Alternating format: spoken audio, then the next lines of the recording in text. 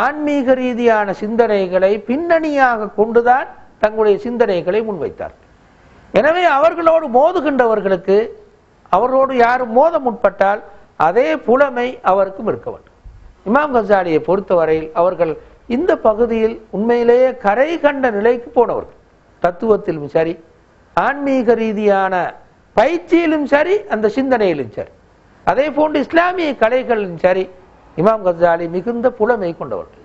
எனவே இமாம் கசாலி இவர்களோடு மோதுவதற்கு மிகவும் தகுதி படைத்தவர்களாக இருந்தார்கள்.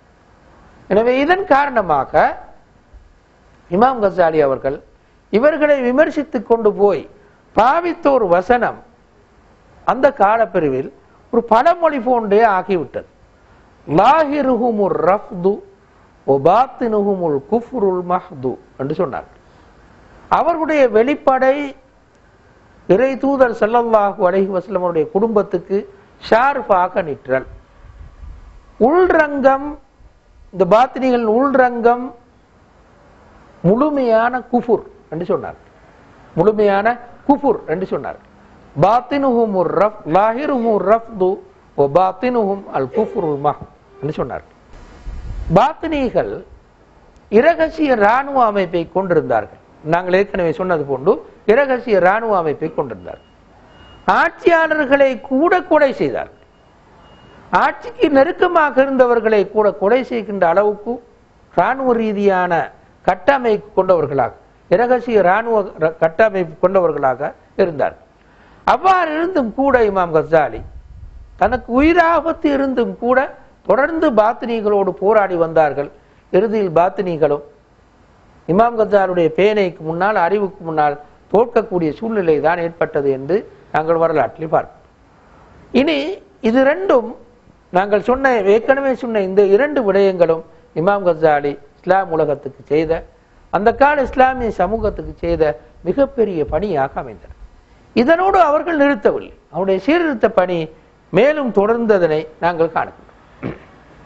இமாம் கசாலி கண்டார்கள், நான் இஸ்லாத்துக்கு எதிரான சிந்தனைகளையும் கருத்துக்களையும் அந்த பிரிவுகளையும் அடிப்பது, நொறுக்குவது, உடைப்பது மட்டுமல்ல, முஸ்லிம் சமூகத்தை திருப்பி கட்டியெழுப்ப வேண்டிய பணியும் என் தோளில் சுமத்தப்பட்டுள்ளது என்று கண்டார்கள். எனவே இமாம் கசாலி இந்த கண்ணோட்டத்தில் இரண்டு பணிகளை செய்தார்கள். முதலாவது பணி உண்மையான சத்திய மார்க்க கலைகளுக்கு உயிரூட்டல். இமாம் கசாலி நினைத்தார்கள், அன்று காணப்படுகின்ற இஸ்லாம் உலகத்தில் காணப்படுகின்ற பல்கலைக்கழகங்கள், பாடசாலைகள் காணப்படுகின்ற சிலபஸ், பாடத்திட்டம், பயிற்றுவித்தல் முறை தவறு என்று கண்டார், பிழை என்று கண்டார். எனவே அவற்றுக்கு திரும்ப இஸ்லாமிய மார்க்க கலைகளுக்கு, ஃபிக்ஹ், ஹதீஸ், ஏனைய தப்சீர், இந்த கலைகளுக்கு புதிய உயிரோட்டம் ஒன்று கொடுக்க வேண்டும் என்று இமாம் கசாலி கண்டார். எனவேதான் இஹ்யா உலூமுத்தீன் என்ற புத்தகத்தை எழுதினார். மார்க்க கலைகளுக்கு உயிரூட்டல் என்பது அவருடைய பொருள். இஹ்யா உலூமுத்தீன் என்று சொன்னார். மார்க்க கலைகள் இறந்து போயிருந்ததாக இமாம் கசாலி கருதினார். எனவேதான் இஸ்லாம் உலகத்தில் காணப்பட்ட பல்கலைக்கழகங்கள், பாடசாலைகளிலிருந்து பாஸ் அவுட் ஆகி வெளியேறக்கூடியவர்கள் உண்மையான அறிஞர்களாக இருக்கவில்லை, உண்மையான இஸ்லாத்தை பிரதிபலிப்பவர்களாக இருக்கவில்லை என்று இமாம் கசாலி கருதினார். எனவே அதற்கு வேறு ஒரு முயற்சி செய்ய வேண்டும் என்று இமாம் கசாலி அறிவு ரீதியான முயற்சி ஒன்று செய்ய வேண்டும் என்று கருதிதான் அந்த நூலையும் இன்னும் பல நூல்களையும் ஆக்கினார். இரண்டாவது, தூய இஸ்லாமிய உணர்வை ஊட்டி மார்க்க ரீதியாக செயற்படக்கூடியவர்களாக மக்களை மாற்ற வேண்டும் என்று கருதினார். எனவே அவர்களே அதற்கான பாடத்திட்டத்தையும் அமைத்து, பயிற்சி ஒழுங்குகளையும் அமைத்து, தங்களுடைய ஊரிலேயே அதற்கான ஒரு நிறுவனத்தையும் ஒழுங்குபடுத்தினார். ஆரம்பத்தில் இந்த 10 வருடங்களின் பிறகு வெளிவந்த போது மீண்டும் நிலாமியா பல்கலைக்கழகத்துக்கு அழைக்கப்பட்டார்கள். ஆனால் இமாம் கசாலி கொஞ்ச நாள் அங்கிருந்து விட்டு அதனை மறுத்து விட்டு சொந்த ஊருக்கு போய் மீண்டும் தாங்களாக ஒரு கலாசாலை அமைத்து கொண்டு இந்த பணியை செய்தார்கள். அவர்கள் கருதினார்கள், இருக்கின்ற பாடத்திட்டம், படித்து கொடுக்கின்ற ஒழுங்குகள், இவை அனைத்தும் தவறானது, ஒரு புதிய ஒழுங்குக்கு வர வேண்டும் என்று இமாம் கசாலி கண்டார்கள். அந்த பின்னணியில் தான் இமாம் கசாலி அதனை செய்தார்கள். இரண்டாவது, இமாம் கசாலி இந்த போக்கை கடுமையாக எதிர்த்தார்கள். கண்மூடி பின்பற்றுதல், தனிநபரை பின்பற்றுதல், மதுஹப் பற்று கொண்டிருத்தல், ஒரு குறிப்பிட்ட சிந்தனையில் வெறி பிடித்தவனாக வாடுதல், இது முஸ்லிம் சமூகத்துக்கு பிடித்த கடும் நோய் என்று இமாம் கசாலி கருதினார்கள். எனவே இதனை பல இடங்களில் மிக கடுமையாக விமர்சித்தார். உதாரணத்துக்கு நான் ஒன்றை மட்டும் இங்கே தான் இருக்கிறேன். நிறைய உதாரணங்கள் இருந்தாலும் ஒன்றை இங்கே தான் இருக்கு. மனிதர்கள் சத்தியத்தை அறிய மனிதர்கள் மூலம் முற்படுகிறார்கள். மனிதர்கள் சத்தியத்தை அறிவதற்கு மனிதர்கள் மூலம் முற்படுகிறார்கள். அது பிழையானது. சத்தியத்தின் மூலம் மனிதர்களை அறிவதற்கு முற்படுகிறார்கள் இல்லை. இதுவே பெரும் வழிகேடா என்று இமாம் கசாலி சொன்னார். சத்தியத்தை அறிந்து அதனூடாக மனிதர்களை பார்க்க வேண்டும், மனிதர்கள் மூலமாக சத்தியத்தை பார்க்கக்கூடாது என்று இமாம் கசாலி அவர்கள் சொன்னார்கள். இரண்டாவது இன்னொரு கருத்தை பாருங்கள். இமாம் கசாலி சொன்ன இன்னொரு கருத்தை, நான் எழுதுகின்ற இந்த கருத்துக்களில் ஊடாக உனது பாரம்பரிய நம்பிக்கைகளில் சந்தேகம் ஏற்படுத்த ஏதும் இருந்தால் அதுவே எனக்கு போதுமானது. நான் எழுதியிருக்கிற இந்த எழுத்துக்களை நீ வாசிக்கும் போது உனக்கு கொண்ட பாரம்பரிய நம்பிக்கைகள்ல சந்தேகம் வருதா, அப்ப நான் எழுதினதே போதும், அதுவே எனக்கு போதும். ஏனென்றால் யார் சந்தேகப்படவில்லையோ அவனுக்கு பார்வை வராது. பார்வை இல்லாவிட்டால் குறுக்குத்தனத்திலும் வழிகேட்டிலுமே அவன் இருந்து விடுவான். நான் எழுதியிருக்கிற இந்த விஷயங்களை வாசிக்கிற நேரம் பாரம்பரியமா நம்பின் வாரங்கள் உங்களுக்கு சந்தேகம் வருதா, அதான் என்ற எதிர்பார்ப்பு, அதே எனக்கு போதும். ஏனென்றா சந்தேகம் வராட்டி உனக்கு பார்வையே வராது. குருடனாவே எப்பவும் இருப்பாய், முன்னால போனவே எப்பவும் பின்பற்றி கொண்டே போவாய். குருட்டுத்தனத்துல நீ நின்றால் நீ வழிகேட்டில் போறது மிகவும் விலகுவானது. சரிய பிழையை விசாரிச்சு பார்த்து விளங்குற மனப்போக்கு உனக்கு இல்லாவிட்டால் வழிகேட்டிலே நீ தொடர்ந்து போவாய் என்று இமாம் கசாலி சொன்னார். இது ஒரு பாரதூரமான கடும் கருத்தாக இருக்கும், ஆனால் இமாம் கசாலி சொன்ன கருத்து. பிறகு இமாம் கசாலி ஒரு பெரிய ஒரு சமூக விமர்சனத்தை சொன்னார். மதிப்புக்குரிய சகோதரர்களே, நிறைய ஆய்வாளர்களுடைய கருத்துப்படி இமாம் கசாலி சொன்ன தனிநபர்கள் சம்பந்தமான சமூக பிரிவுகள் சம்பந்தமான விமர்சனம் மிகவும் ஆழமானது. அந்த விமர்சனத்துக்குள்ளால் பல சமூகவியல் சிந்தனைகளை காண முடியும், பல பொருளாதார சிந்தனைகளை காண முடியும், பல மனோதத்துவ சிந்தனைகளை காண முடியும். இவை அனைத்தையும் காண முடியும் இமாம் கசாலி செய்த இந்த சமூக விமர்சனத்தின் ஊடாக. தான் வாழ்ந்த காலப்பிரிவு சமூகம் எவ்வாறு வாழ்ந்தது, பொருளாதார ரீதியாக, அரசியல் ரீதியாக, மன ரீதியாக எவ்வாறு வாழ்ந்தது என்ற ஒரு கடும் விமர்சனத்தை இமாம் கசாலி செய்தார். அந்த விமர்சனத்தை படிக்கின்ற யாரும் நான் ஏற்கனவே சொன்னது போன்ற பல உண்மைகளை இமாம் கசாலியுடைய நூல்கள் நூடாக பெற்றுக்கொள்ள முடியும். உதாரணத்துக்கு ஒரு விமர்சனத்தின் ஒரு பகுதியை பாருங்கள். இமாம் கசாலி அறிஞர்களை இரண்டாக பிரித்தார், உலமாக்களை இரண்டாக பிரித்தார். உலமாவு துனியா என்ற ஒரு குரூப்புக்கு சொன்னார்கள், உலமாவுல் ஆஹிரா என்று இன்னொரு குரூப்புக்கு சொன்னார்கள். துனியாவை தேடுகின்ற ஆலிம்கள் என்று சொன்னார், ஆகிரத்தை தேடுகின்ற ஆலிம்கள் என்று இமாம் கசாலி விமர்சித்தார். உலமாவு துனியாவுக்கு 12 அடையாளங்களை சொன்னார். இன்னின்ன அடையாளங்கள் இருந்தால் அவருக்கு உலமாவு துனியா என்று சொன்னார். அறிஞர்களே இப்படி கடுமையாக இமாம் கசாலி விமர்சித்தார். எங்களால் செய்ய முடியாத ஒரு வேலை பேசினால் கூட தான் விழும். ஆனால் இமாம் கசாலி அந்த காலத்து அறிஞர்களை இவ்வளவு கடுமையாக விமர்சித்தார். உலமாவு துனியா உலமாவுல் ஆஹிரான்னு சொன்னார். யார் உலமாவு துனியா யார் உலமாவுல் ஆஹிரான்னு சொல்லும் போது உலமாவு துனியாவுக்கு 12 அடையாளங்களை சொன்னார். எந்த அளவு தூரத்துக்கு போனார்கள் என்றால், அல் ஃபிக்ஹுல் இஸ்லாமி, அதாவது இஸ்லாமிய சட்டம் என்பது துனியா கலை என்று சொன்னார், உலக கலை என்று சொன்னார், ஆகிரத்துடைய கலை என்று சொல்ல முடியாதுன்னு சொன்னார்.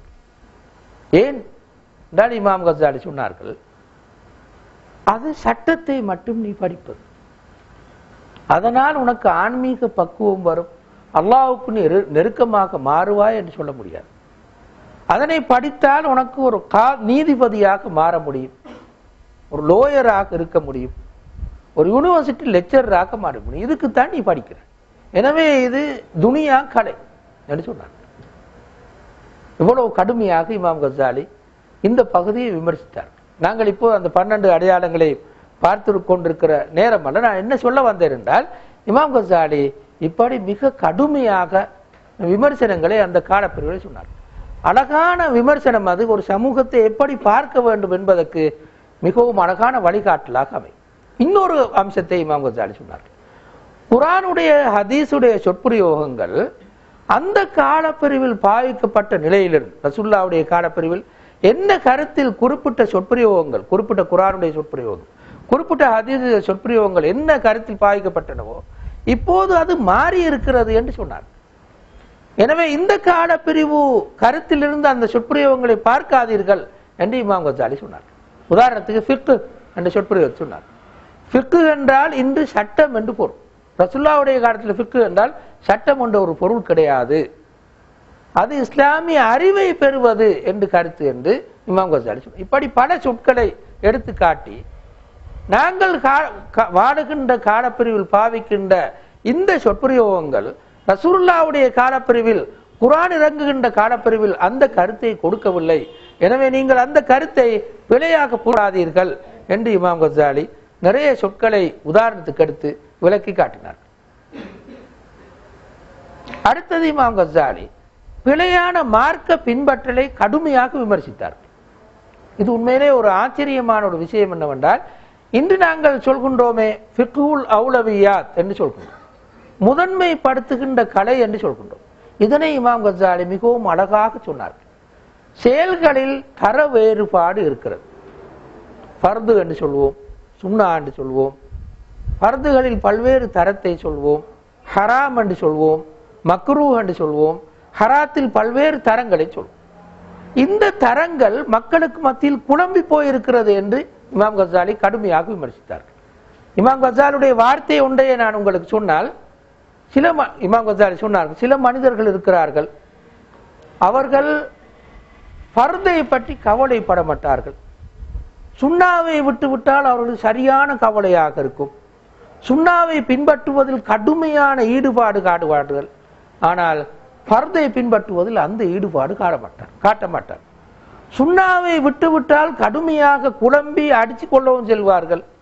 ஃபர்தை விட்டுவிட்டால் அதனை கணக்கெடுக்கவும் மாட்டார். ஹராத்தை செய்து விட்டால் அதனை கணக்கெடுக்கவும் மாட்டார் என்று நான் சொன்ன இதே வார்த்தைகளை இமாம் கசாலி அன்று சொன்னார்.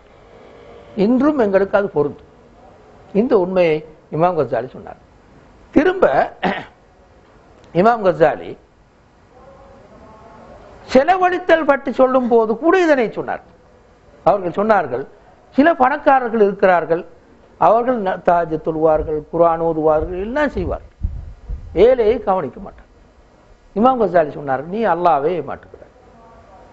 உன்னுடைய அடிப்படை கடமை உன்னுடைய செல்வத்தை செலவழிப்பு. நீ இப்படி இந்த திக்ரு அவுராதுகளை வைத்து அல்லாஹ்வை ஏமாற்றாதேன்னு சொன்னார். இமாம் கசாலி சொன்னார்கள், ஏன் 2வது உம்ராவு போகிறாய்? இது இமாம் கசாலுடைய வார்த்தை, நான் சொல்வது அல்ல, பிழையா விலையும் கொள்ளாதீர்கள். ஏன் 2வது உம்ராவு போறாய்? ஏன் 3வது ஹஜ்ஜி செய்கிறாய்? ஏன் 4வது ஹஜ்ஜி செய்யறது? பிழைன்னு சொன்னார்கள் இமாம் கசாலி. அதனை விட பெரிய வேலைகள் இருக்கு. அந்த 2வது ஹஜ்ஜை விட, 3வது ஹஜ்ஜை விட, 5வது உம்ராவை விட அந்த காசை செலவழிப்பதற்கு பெரிய வேலைகள் இருக்கிறது. அதனை விடவும் முக்கியமான வாஜிபுகள், முக்கியமான சுன்னாக்கள் இருக்கின்றது. எனவே ஏன் நீ அங்கு போகிறாய் என்று இமாம் கசாலி அந்த நேரம் சொன்னார். இப்போது சொன்னால் ஆக்கள் என்னோன்னு பார்ப்பார்கள். நான் சொன்னா பெரிய பிரச்சனை. அப்படி நான் சொல்லல, இமாம் கசாலியை சொல்கிறார். இதனை நீங்கள் இமாம் கசாலியுடைய நூலிலே நேரடியாக எடுத்து எனக்கு காட்ட முடியும். இதனைத்தான் இமாம் கசாலி சொன்னார்கள், செயல்களின் தர வேறுபாடு தெரியாமல் குழப்பி மக்கள் பின்பற்றுகின்றார்கள் என்று இமாம் கசாலி சொன்னார். திரும்ப இமாம் கசாலி ஆட்சியாளர்களையும் மிக கடுமையாக விமர்சித்தார்கள். ஒரு 2 உதாரணத்தை மட்டும் நான் இங்கே தருகின்றேன். செல்ஜூக்கி மன்னர் சிஞ்சர் இப்னு மலிக் ஷாவை நோக்கி இமாம் கசாலி இப்படி சொன்னார்கள், எவ்வளவு கவலைக்குரிய விஷயம். முஸ்லிம்களின் கருத்துக்கள் துன்பங்களாலும் வரிகளாலும் உடைய பார்க்கிறது.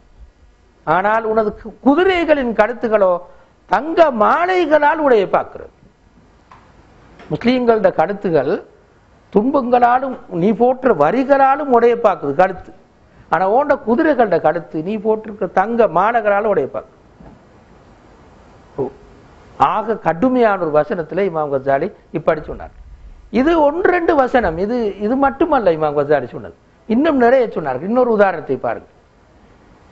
ஃபக்ருல் மலிக் என்ற மந்திரியை பார்த்து, இவர் செல்வாக்கு மிக்க ஒரு மந்திரி, அவரை பார்த்து சொன்னார்கள், நீ 2 ரக்காத்து தொழுவிட்டு சுஜூதில் இப்படி பிரார்த்தனை செய், ஆட்சி அழியாத அரசனே, அதாவது அல்லாஹ்வே, ஆட்சி அழியாத அரசனே, ஆட்சி அழிந்துவிட அண்மையுள்ள இந்த மன்னன் மீது இரக்கம் காட்டு, அவனை தூக்கத்திலிருந்து விழிப்புறச்சு, அவனது குடிமக்களை சீர்படுத்த உதவி செய் என்று துஆக்கே. அதுதான் உனக்கு தேவை. ஆட்சி அழிந்து விடாத மன்னனே, ஆட்சி இந்த கிட்டத்தில் அழிய போற எனக்கு நீ இரக்கம் காட்டு, தூக்கத்திலிருந்து நான் தூங்கி போய்க்கிறேன், மக்களை பார்க்காம இருக்கிறேன், என்னை விழிப்புறச்சு, குடிமக்களை சீர்படுத்துவதற்கு உதவி செய் என்று நீங்க துஆ கேட்கிறது தான் 2 ரக்காத் எட்டு துஆக்கள். அதான் நீங்க செய்யணும் என்று இமாம் கஸாலி இந்த ஃபக்ருல் மலிக் என்ற மந்திரியை பார்த்து. இப்படி நிறைய விமர்சனங்களை இமாம் கஸாலியுடைய நூல்களில் பார்க்கலாம். அது தமிழிலும் கூட இருக்கிறது. மன்னர்களுக்கு எழுதின கடிதம் சொல்லி நான் மறந்துட்டாரு பேரு சரியா, தமிழ் கூட இருக்கிறது. ஆனா பூர்ணமாக இல்லை, பூர்ணமாக மொழிபெயர்க்கப்படாவிட்டாலும் சில பகுதிகள் தமிழில் கூட வந்திருக்கிறது என்று இமாம் கஸாலி இப்படி கடுமையாக விமர்சித்தார். எவ்வளவு தூரத்து கடுமையாக விமர்சித்தார்கள் என்றால், ஆட்சியாளரிடத்திலே போவது உலமாக்களுக்கு ஹராம் என்று சொன்னார்கள். இப்போது வாடுகின்ற ஆட்சியாளரிடத்திலே செல்வது, அவன் தருகின்ற பிரசண்டை வாங்குவது, அவனுக்கு முன்னால் எழுந்து நிற்பது ஹராமானது என்று சொன்னார்கள்.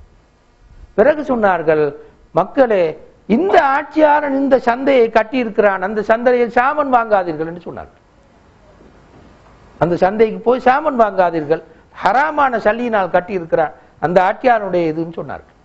இப்படி பட்டு கடுமையாக விமர்சித்தார்கள். ஆட்சியாளர்களை விட்டு மக்களே, இவர்கள் வாழுவது வெறும் ஹராத்தில், இந்த மக்களை நீங்கள் நெருங்காதீர்கள் என்று சொன்னார்கள். உலமாக்களுக்கு சொன்னார்கள், உலமாக்களை நீங்கள் ஆட்சியாளனின் காசை எடுத்து தின்றால் ஹராத்தை தின்பதாக மாறும் என்று சொன்னார்கள்.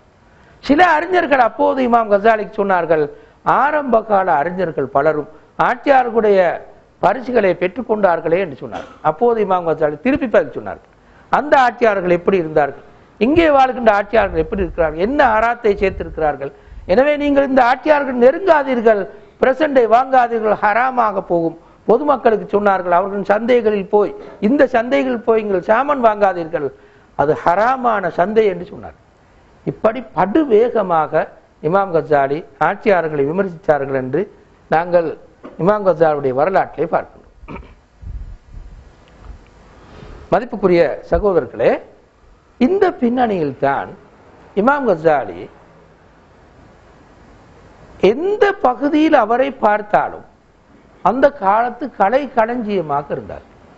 அப்படி என்று சொன்னால், சட்டமாக இருந்தாலும் சரி, சட்ட அடிப்படையாக இருந்தாலும் சரி, தத்துவமாக இருந்தாலும் சரி, மனோ தத்துவமாக இருந்தாலும் சரி, சமூகவியலாக இருந்தாலும் சரி, இந்த எல்லா பகுதிகள் பற்றியும் இமாம் கஸாலி தங்களுடைய நூல்களில் எழுதியிருக்கிறார்கள். அந்த கால பிரிவில் மனோ தத்துவம், சமூகவியல், பொருளாதாரம், அரசியல் தனித்தனி கலைகளாக பிரிந்திருக்கவில்லை. ஆனால் இமாம் கஸாலியின் நூல்களை வாசிக்கின்ற யாரும் இவை அனைத்தையுமே படிக்க முடியும். நவீன கால பொருளாதார அறிஞர்கள் சிலர் சொல்வார்கள், இமாம் கஸாலி இஹ்யா உலூமுத்தீனில் எழுதியிருக்கின்ற பணம் பற்றிய கொள்கை மத்திய கால பிரிவு பொருளாதார அறிஞர்கள் யாரும் எழுதாத சிந்தனைகளை இமாம் கஸாலி சொல்லியிருக்கிறார். அஷுக்குர் என்ற பாடத்தில், அஷுக்குர் என்ற தலைப்பின் கீழ் இமாம் கஸாலி பணம் எவ்வாறு உருவாகியது என்றும், அதாவது பண்டமாற்று வியாபாரத்திலிருந்து பணப்புழக்கத்துக்கு மனிதன் எப்படி வந்தான், பண்டமாற்று வியாபாரத்தை விட்டுவிட்டு மனிதன் பணத்தை கண்டுபிடித்தமை அல்லாஹ்வுடைய ஒரு அருளாக அமைந்தது, அதற்கு அல்லாஹ்வுக்கு நன்றி செலுத்த வேண்டும் என்று சொன்ன இமாம் கஸாலி, பணம் என்றால் என்னது, அவருடைய பணிகள் என்னது, அது எப்படி சமூகத்தில் சுற்றோடி வர வேண்டும், எப்படி அது பதுக்கப்படக்கூடாது என்றெல்லாம் இஹ்யா உலூமுத்தீனிலே விளக்கி இருக்கிறார். மனோதத்துவ சிந்தனைகள் பலவற்றை இமாம் கஸாலி சொல்லியிருக்கிறார். அதே போன்று சமூகவியல் சிந்தனைகள் பலவற்றை இமாம் கசாலி சென்றிருக்கிறார். மிகவும் அழகாக அரசியல் சிந்தனைகளை பல இடங்களில் இமாம் கசாலி சொல்லியிருக்கிறார். கவலைக்குரிய விஷயம் என்னவென்றால் தமிழ் வந்த மொழிபெயர்ப்புகள் அந்த கருத்துக்களை சொல்லவில்லை. அவை சில இடையிடை பகுதிகள் தான் மொழிபெயர்க்கப்பட்டிருக்கின்றன தவிர இந்த பகுதிகள் வரவில்லை. எனவே இமாம் கசாலி அவருடைய காலப்பிரிவிலே காணப்பட்ட ஒரு கலை களஞ்சியம் என்று சொன்னால் அது மிகைப்பட சொன்ன ஒன்றாகாது. உண்மையிலேயே இமாம் கசாலி அவ்வளவு தூரம் தரம் வாய்ந்த ஒரு அறிஞராகத்தான் காணப்பட்டார்கள் என்று நாங்கள் சொல்ல முடியும். கடைசியாக நாங்கள் சொல்வோம், கலாநிதி மாஜித் அரசான் கைலானி நவீன காலப்பிரிவில் வாழ்கின்ற ஒரு பெரிய ஒரு அறிஞர். அவர் ஹக்கதா லஹர ஜீலு சலாஹுத்தீன் வஹக்கதா ஆதத்தில் குதுஸ் என்ற ஒரு ஆய்வு நூலை எழுதியிருக்கிறார். சலாஹுத்தீனின் பரம்பரை இவ்வாறு தான் தோன்றியது, பைத்துல் முக்கத்தஸ் இவ்வாறு தான் மீளப் பெறப்பட்டது என்பது அந்த புத்தகத்தின் பெயர். அந்த புத்தகத்தில் எவ்வாறு சிலுவை யுத்தத்தை சலாஹுத்தீன் அய்யூபி வெற்றி கொண்டார் என்றுதான் இந்த மாஜித் அரசான் கைலானி எழுத வருகிறார். அப்படி எழுத வருகின்ற போது அவர்கள் சொல்கின்றார்கள், பின்னால் தோன்றிய சிலுவை யுத்த வீரர்களோடு போராடி அந்த சமூகம் அந்த போராட்ட நிலைக்கு முஸ்லிம் சமூகத்தை கொண்டு வந்து அப்படி போராடி அந்த பைத்துல் முக்கத்தஸை மீட்ட அந்த பரம்பரையை, அந்த போராட்ட பரம்பரையை உருவாக்குவதற்கு அடித்தளமிட்டவர்கள் இமாம் கசாலி என்று அவர்கள் சொல்கின்றார்கள். இஸ்லாமிய சமூகத்தில் தோன்றிய விழிப்புணர்ச்சி மறுமலர்ச்சிக்கு இமாம் கசாலி தான் முதல் கட்டமாக அமைந்தார். இமாம் கசாலியை தொடர்ந்து அடுத்து வந்தவர் தான் அப்துல் காதிர் ஜீலானி. அப்துல் காதிர் ஜீலானி இமாம் கசாலியுடைய சிந்தனையினால் பாதிக்கப்பட்டு தான் இந்த சீர்திருத்தத்தை செய்தார்கள் என்று மாஜித் அரசான் கைலானி மிகவும் அழகாக நிறுவி சொல்வார். எனவே இமாம் கசாலியுடைய அந்த விழிப்புணர்ச்சி தோற்றுவித்த விழிப்புணர்ச்சி தான். முதலாவது இமாம் கசாலி என்ன செய்தார்கள், முஸ்லிம் சமூகத்தை பீடித்திருந்த சிந்தனை ஆதிக்கத்திலிருந்து விடுதலை கொடுத்தார். தத்துவம் பாத்தினி சிந்தனை செல்வார், இதிலிருந்து விடுதலை கொடுத்தார். இரண்டாவது, முஸ்லிம் சமூகத்திலே காணப்பட்ட பல்வேறு சமூக சீர்கேடுகள், பொருளாதார ரீதியான அரசியல் ரீதியான சமூக ரீதியான இந்த சீர்கேடுகளுக்கு எதிராக எழுத்தாலும் நடத்தையாலும் போராடினார்கள். மாணவர்களை உருவாக்கினார்கள். 2000க்கும் அதிகமான மாணவர்கள் அவர்களுக்கு இருந்தார்கள். நிறைய பேர், அதாவது தத்துவ ஞான சிந்தனையில் வெகு தூரம் போன நிறைய பேர் இமாம் கசாலியுடைய கையை பிடித்து தௌபா செய்து மீண்டார். இப்படி நிறைய பேரை இமாம் கசாலியே தொடர்ந்து உருவாக்கினார். அவருடைய புத்தகங்கள் இஸ்லாம் உலகம் முழுக்க பரவி ஒரு பெரிய ஒரு சிந்தனை மாற்றத்தை உருவாக்குவதற்கு காரணமாக அமைந்தது. இந்த அடிப்படையின் மீதுதான் அதற்கு அடுத்து வந்த முஹியுத்தீன் அப்துல் காதர் ஜீலானி தங்களுடைய போராட்டத்தை கொண்டு சென்றார்கள் என்று இஸ்லாமிய வரலாறு மிகவும் அழகாக சொல்கிறது. முஹியுத்தீன் அப்துல் காதர் ஜீலானியின் மாணவர்கள் தான் சலாஹுத்தீன் அய்யூபுடைய படையில் முக்கியமாக இருந்தவர்கள். அல் காதி ஃபாதில் என்பவர் தான் அந்த சலாஹுத்தீன் அய்யூபுடைய ஆலோசகராக இருந்தவர். சலாஹுத்தீன் அய்யூபியை சொல்வார்கள், நான் வெற்றி கொண்ட எல்லா வெற்றிக்கும் என்னுடைய வாழ் மட்டும் காரணம் அல்ல, காதி ஃபாதிலுடைய மூளையும் காரணம் என்று சொல்வார். அந்த காதி ஃபாதில் உண்மையில் முஹியுத்தீன் அப்துல் காதர் ஜீலானுடைய மாணவர். முஹியுத்தீன் அப்துல் காதர் ஜீலானிக்கு இந்த கருத்தையும் சிந்தனையும் அடிப்படையும் கொடுத்தவர்கள் இமாம் கசாலி என்பது ஏற்றுக்கொள்ளப்பட்டு உண்டு. இமாம் கசாலி முஹியுத்தீன் அப்துல் காதர் ஜீலானி எழுதிய அல் குனியா என்ற புத்தகம் இஹ்யா உலூமுத்தீனை ஒத்தது. அதனை ஒத்த ஒரு நூலாகத்தான் அது இருக்கின்றது. எனவே மதிப்புக்குரிய சகோதரர்களே, இப்படி ஒரு மிகப்பெரிய மாற்றத்துக்கு வித்திட்டவர்கள் தான் இமாம் கசாலி என்று நாங்கள் சொல்கின்றோம். ஒரு தனி நபராக நின்று அல்லாஹ்விடத்தில் மிகவும் நெருக்கமானவராக மாறி அந்த கால சிந்தனையை மிக ஆழ்ந்து படித்து இப்படி ஒரு மிகப்பெரிய மாற்றத்தை அவர்கள் செய்தார்கள். மதிப்புக்குரிய சகோதரர்களே, அறிவும் ஆன்மீக பக்குவமும் ஒன்றாக இணையும் போதுதான் இத்தகைய மாற்றங்கள் மிகவும் சாத்தியமாகிறது. வெறும் அறிவு மட்டுமல்ல, வெறும் ஆன்மீக பக்குவம் மட்டுமல்ல, இரண்டும் ஒன்றாக சேர்கின்ற போதுதான் இஸ்லாமிய வரலாற்றிலே இத்தகைய மாற்றங்கள் நிகழ்ந்தன என்பது வரலாறு சொல்கின்ற முழுமையான உண்மை. அது யாரே எடுத்தாலும், அது ரசூலுல்லாஹி ஸல்லல்லாஹு அலைஹி வஸல்லம் அவங்களுக்கு பின்னால் தோன்றிய முதலாவது முஜத்தித் என்று நாங்கள் சொல்கின்ற உமர் இப்னு அப்துல் அசீஸ் எடுத்தாலும், இமாம் ஷாஃபி எடுத்தாலும், இமாம் இப்னு தைமியாவை எடுத்தாலும், யாரை எடுத்தாலும் இது ஒரு முழு உண்மை. மௌதூதியை எடுத்தாலும், இமாம் ஹசன் பன்னாவை எடுத்தாலும், சையத் குத்துபை எடுத்தாலும், ஆழ்ந்த ஆன்மீக அடித்தளமும் அறிவு அடித்தளம். சிலருக்கு தெரியாமல் இருக்கும். உதாரணமாக சையத் குத்துபை சொன்னால் எல்லோரும் சாதாரணமாக சொல்லி விடுவார்கள், அவருக்கு ஒன்றும் இல்லைன்னு சொல்லி சிந்தனை மட்டும்தான் இருந்தேன். ஆனால் உண்மை அது இல்லை. சையத் குத்துபை எந்த ஒரு சூறாவுக்கு பொருள் எழுத போனாலும் அந்த சூறாவை வைத்து தாஜ தொழுது விட்டு தான் அதற்கான தப்சீரை எழுதுவார், சிறையில் இருந்து கொண்டு. இதுதான் உண்மை. எனவே இப்படி ஒரு ஆன்மீக அடித்தளம் கொண்டவராகத்தான் இஸ்லாமிய வரலாற்றில் தோன்றிய எல்லா அறிஞர்களும் எழுந்திருக்கிறார்கள்.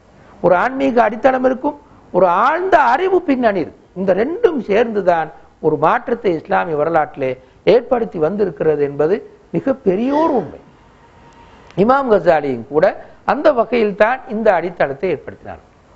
அது மாத்திரமல்லாமல் இமாம் கசாலி தன்னுடைய காலப்பிரிவிலேயே ஒரு அரச மாற்றத்தை உருவாக்குவதற்காக சில முயற்சிகளில் ஈடுபட்டார். இதனை இப்னு கல்தூன் கூட தன்னுடைய நூலிலே சொல்லியிருக்கிறார். அந்த காலப்பிரிவில், இமாம் கசாலியுடைய காலப்பிரிவில், மொரோக்கோ பகுதியை, மொரோக்கோவும் அதனை சுற்றி இருந்த பகுதியை ஆட்சி செய்தவர் தான் யூசுப் இப்னு தாஷிஃபீன் என்ற ஒரு மன்னர். யூசுப் இப்னு தாஷிஃபீன் ஒரு மிகவும் சிறந்த நீதி மிக்க ஒரு மன்னர். எனவே இந்த மன்னரை சந்தித்து அவருக்கு ஆலோசனை சொல்லி இஸ்லாம் உலகத்தை அப்படி ஒரு கொடியின் கீழ் ஆள முடியுமா என்று பார்ப்பதற்காக இமாம் கசாலி இப்னு தாஷிஃபீனை சந்திப்பதற்காக சென்றார். பக்தாதிலிருந்து சென்றார். அலெக்சாந்திரியாவை போய் சேர்க்கின்ற போது இப்னு தாஷிஃபீன் மரணம் அடைந்து விட்டார் என்று கேள்விப்பட்டார். எனவே திரும்பி வந்தார். பின்னர் முஹம்மது இப்னு தோமோட் என்று முவாஹிதூன் என்ற ஒரு அரசியை தோற்றுவித்தவர். இந்த குறிப்பிட்ட முஹம்மது இப்னு தோமோட் உண்மையில் இமாம் கசாலியுடைய மாணவராக இருந்தவர். அந்த இமாம் கசாலி கொடுத்த சிந்தனை பின்னணியில் தான் அவரும் போய் மொரோக்கோவையும் அதனை சேர்ந்த பகுதிகளிலும் முவாஹிதூன் அரசை உருவாக்கினார்கள் என்று வரலாறு சொல்கின்றது. எனவே இமாம் கசாலி அவருடைய காலப்பிரிவில் ஆட்சி ரீதியான ஒரு மாற்றத்துக்காகவும் முயற்சி செய்தார்கள் என்பதனை நாங்கள் காணப்பட்டோம். எனவே மதிப்புக்குரிய சகோதரர்களே, இதனுடைய பொருள் இமாம் கசாலி எந்த தவறும் செய்யவில்லை என்பது அல்ல. கண்டிப்பாக இமாம் கசாலி ஒரு மனிதர் என்ற வகையில் தவறுகள் விட்டிருப்பார்கள். விட்டதாக பின்னால் வந்த சில அறிஞர்கள் சொன்னார்கள். உதாரணமாக இமாம் இப்னு தைமியா, நவீன காலப்பிரிவின் பல்வேறு அறிஞர்கள் இமாம் கசாலி என்னென்ன தவறுகளை விட்டார்கள் என்று அந்த தவறுகளை மிகவும் மரியாதையோடு கண்ணியமாக விமர்சித்து சொன்னார்கள். அது உண்மை. இமாம் கசாலியே ஒத்துக்கொண்ட உண்மை. அவரும் அவருக்கு முன்னால் இருந்த சிந்தனையாளர்களை, அறிஞர்களை இமாம் கசாலியை விமர்சித்தார்கள். தன்னுடைய சமகாலத்து அறிஞர்களையும் கூட இமாம் கசாலியை விமர்சித்தார். ஆனால் எங்களுக்கு முக்கியம், இமாம் கசாலி செய்த நன்மைகளில் அவர்கள் செய்த தவறுகளை ஒப்பிடும் போது அது மிகவும் அற்பமான சின்ன தவறுகள். எங்களுக்கு தெரியும், அல்மாஉ இதா பலகல் குல்லத்தைன் லம் யஹ்மிலுல் ஹபத். தண்ணியே குள்ளத்தின் அளவை அடைந்து விட்டால் அழுக்கை சுமக்காது. இமாம் கசாலி ஒரு கடல். கொஞ்சம் எதுவும் தவறு இருந்தால் அந்த கடல்ல அப்படியே அது அழிஞ்சு போகும். இமாம் கசாலி கொஞ்சம் தவறுகள் இருக்காது, யாருமே இல்லைன்னு சொல்றது இல்லை. அங்கே கொஞ்சம் தவறுகளை விட்டிருக்கிறார்கள். அந்த தவறுகள் அவர் செய்த நன்மைகளோடு ஒப்பிடும் போது ஒப்பிட முடியாத அளவுக்கு சின்னது என்பது ஒத்துக்கொள்ளப்பட்ட ஒரு உண்மை. எனவே இந்த வகையில் நான் அந்த இமாம் கசாலி என்ன தவறுகளை விட்டார்கள் என்று இப்னு தைமியா மேனையவர்கள் சொன்னவைகள்